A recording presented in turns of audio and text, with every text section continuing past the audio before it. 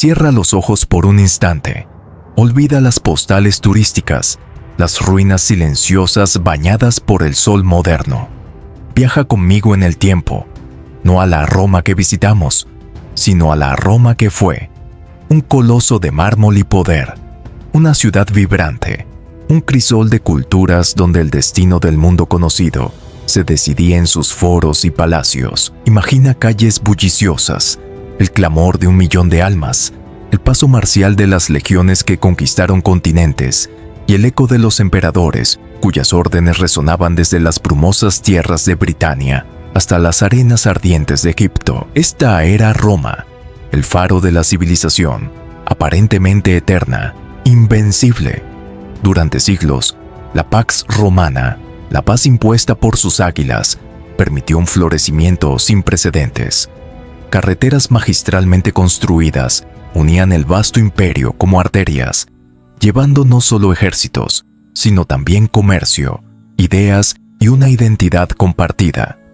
Acueductos monumentales desafiaban la geografía para llevar agua fresca a ciudades sedientas. El derecho romano sentó las bases de la justicia occidental, y su lengua, el latín, se convirtió en el vehículo de la cultura y el conocimiento. Bajo emperadores legendarios, el Imperio Romano alcanzó su máxima extensión, un gigante que abarcaba casi 5 millones de kilómetros cuadrados, hogar de más de 60 millones de almas, una cuarta parte de la humanidad de entonces. Parecía que nada podría derribar este titán, pero incluso en su apogeo, en la cúspide de su gloria, las semillas de su propia destrucción ya habían sido sembradas, invisibles para muchos, creciendo lentamente en las sombras de su magnificencia. La caída de Roma no fue un cataclismo repentino. No fue obra de un solo día de derrota. Fue un lento desangrarse, una corrosión interna que duró generaciones, tejida con una compleja red de decisiones equivocadas, ambiciones desmedidas y una ceguera fatal ante las grietas que se ensanchaban en sus cimientos. El inmenso tamaño del imperio, que una vez fue su fuerza, se convirtió en una carga insostenible.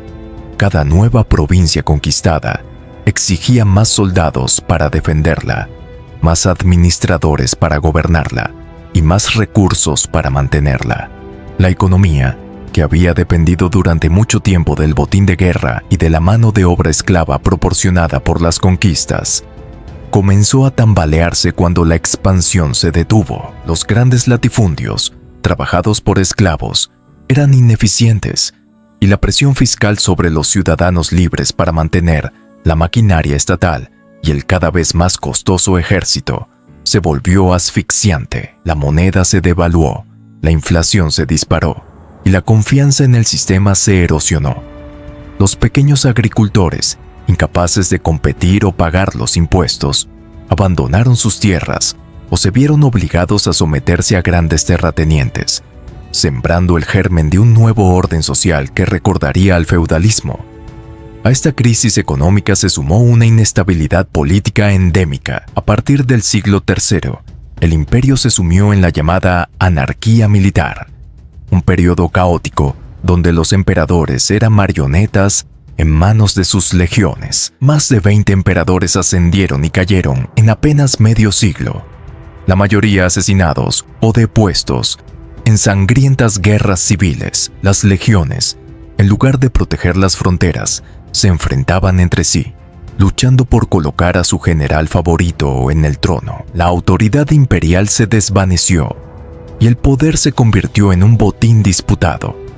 En un intento desesperado por gestionar la crisis, el emperador Diocleciano tomó una decisión trascendental: dividir el imperio en dos mitades, Oriente y Occidente, cada una con su propio Augusto y César.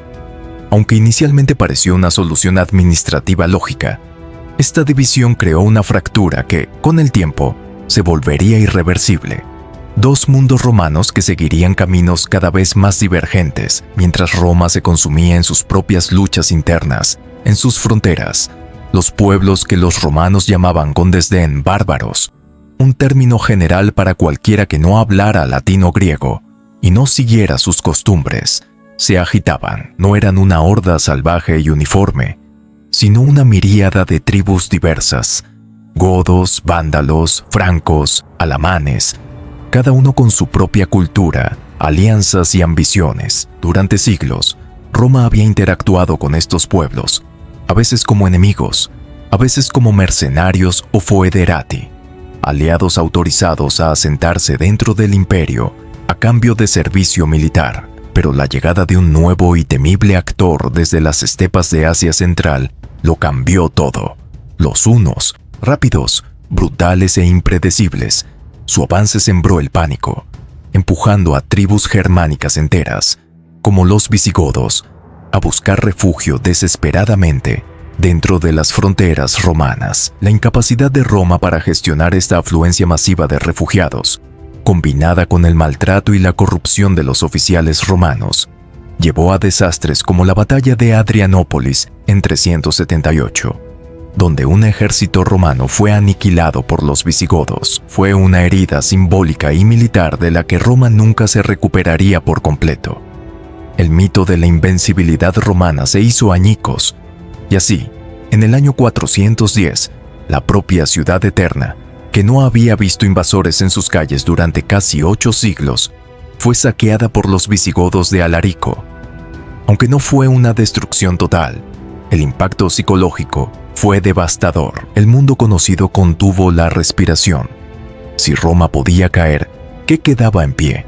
Unas décadas más tarde, en 455, los vándalos, que habían cruzado Galia e Hispania para establecer un reino en el norte de África, navegaron por el Mediterráneo y saquearon Roma de nuevo, esta vez de manera aún más metódica. Mientras tanto, Atila, el azote de Dios, unificaba a los hunos y a numerosas tribus sometidas, creando un imperio nómada que aterrorizó tanto a Oriente como a Occidente, invadiendo los Balcanes, amenazando Constantinopla y luego, en una campaña audaz, penetrando en la Galia, donde fue detenido, aunque no destruido, en la sangrienta batalla de los Campos Cataláunicos, por una coalición de romanos y visigodos, liderada por el general Aecio. Aunque Atila se retiró y su imperio se fragmentó tras su muerte, el daño ya era irreparable.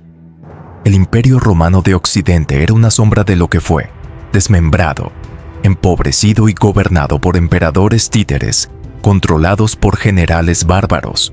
Finalmente, en el año 476 de Diciarbosto, un evento que muchos historiadores marcan como el fin simbólico del Imperio Romano de Occidente, tuvo lugar. Rómulo Augustulo, un adolescente con un nombre que irónicamente combinaba al fundador de Roma y a su primer emperador, fue depuesto por Odoacro, un líder militar de origen germánico al servicio de Roma. Odoacro, en un gesto históricamente resonante, no reclamó el título de emperador para sí mismo, sino que envió las insignias imperiales a Constantinopla, declarando que un solo emperador era suficiente para gobernar lo que quedaba del mundo romano. No hubo una batalla épica final, ni una resistencia heroica desesperada.